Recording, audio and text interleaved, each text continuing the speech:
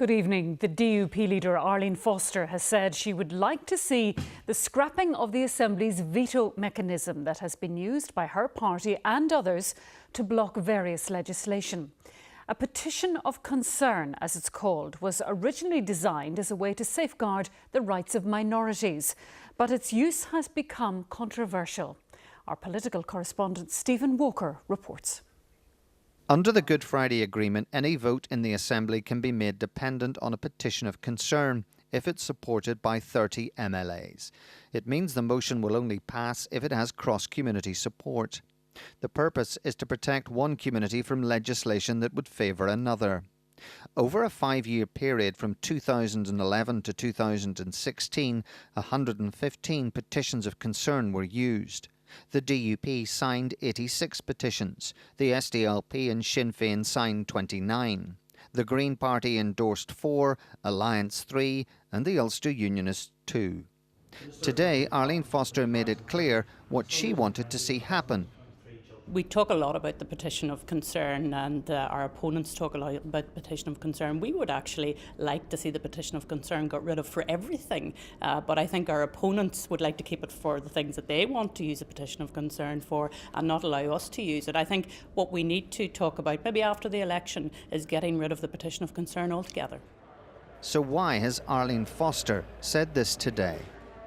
Tactically, I think it says that they're prepared perhaps to recognise that maybe the party is behind the curve in relation to some issues that public opinion has advanced on, and they perhaps, they sell it to themselves or intending to sell it to the public as a signal that the DUP has become a rather more modernised party, that it doesn't feel the need, if you will, to use that particular device in order to block progressive reform in Northern Ireland, so that might be part of it. The next Assembly will be a 90-seater, which means securing a petition of concern with 30 MLAs will be harder. The procedure has come under much scrutiny, and the SDLP, the UUP, the Alliance and Sinn Féin have all called for reform. The DUP are well aware of how petitions of concern are perceived in some quarters, and this is the first time Arlene Foster has spoken about scrapping the procedure. This development is significant because it opens up this debate and it gives us an indication of the level of detail that will be on the negotiating table post-election. Stephen Walker, BBC Newsline, Belfast. The Secretary of State has rejected calls for him to step aside as chair of any cross-party talks after the Assembly election.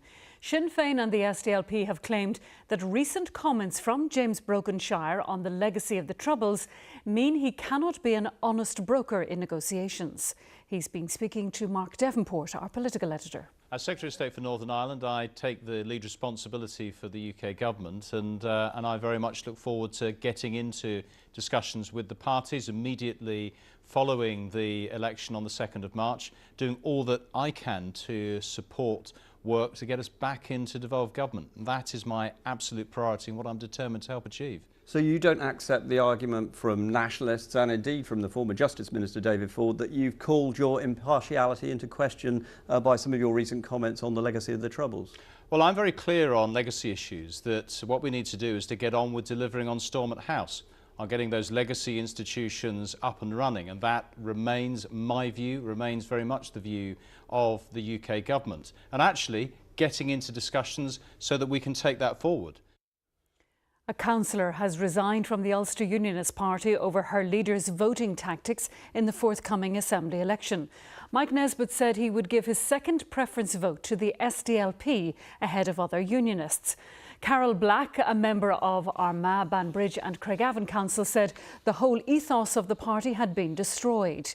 The Ulster Unionist group leader on the council, Jim Spears, said his party had a vision of unionism that embraced everyone. He said clearly Carol Black did not subscribe to that given her comments. The Ulster Unionist leader has denied he made a mistake over his voting choices. Mike Nesbitt was launching his party's election manifesto, as our political correspondent Gareth Gordon reports. The Ulster Unionist Party wants this election to be a referendum on how the DUP and Sinn Féin handled the RHI debacle. The manifesto says it's a blueprint for real partnership. But could their partnership with the SDLP and the party leader saying he would give his second preference vote to that party and not to other unionists derail its campaign before it even begun? Mike Nesbitt spent much of today's launch saying he had no regrets. I'm confident with my position, and I'm very confident, relaxed, that people behind me are taking different positions in terms of vote transfer. But people will come back by the 2nd of March to thinking about the 85 grand a day that's going up in smoke, the 10 years of the DUP and Sinn Féin in that castle, and the impossibility, no matter what anybody writes in a platform piece in the newspaper, of leopards changing their spots. Close by sat Danny Kennedy, the most senior of Mr Nesbitt's colleagues, to publicly disagree with him. It wasn't disappointing, it was actually quite reaffirming to know Danny was listening. The manifesto talks about cleaning up Stormont, with greater accountability for ministers and their special advisers, the election of an Assembly Speaker by secret ballot, an end to abuse of the petition of concern, and greater transparency over political donations. But to be in a position to do that, Mike Nesbitt said they would still have to share power with nationalists, preferably the SDLP. The Ulster Unionists went into this election hoping all the attention would be on the shortcomings of the DUP. They know that focus has now turned on them in a way they wouldn't want.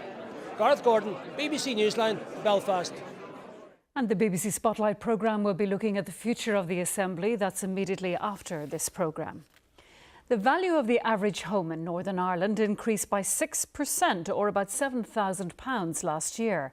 There remains a wide regional variation, with the most expensive council area being Lisburn and Castlereagh. The average property there is about £150,000 compared to £108,000 in Londonderry and Strabane. The Taoiseach Enda Kenny has told the Dáil that a public tribunal of inquiry will be set up to find out if senior Garda officers orchestrated a smear campaign against a whistleblower in the force. It was recently revealed that false claims of child sexual abuse had been made against the officer, Sergeant Maurice McCabe. During a debate on the controversy this afternoon, the Sinn Féin President Gerry Adams criticised the Republic's government for its handling of the scandal. In response, Mr Kenny accused Mr Adams of being a hypocrite. Well, you're an absolute hypocrite after what you did and what you said to former Senator Maria Cahill.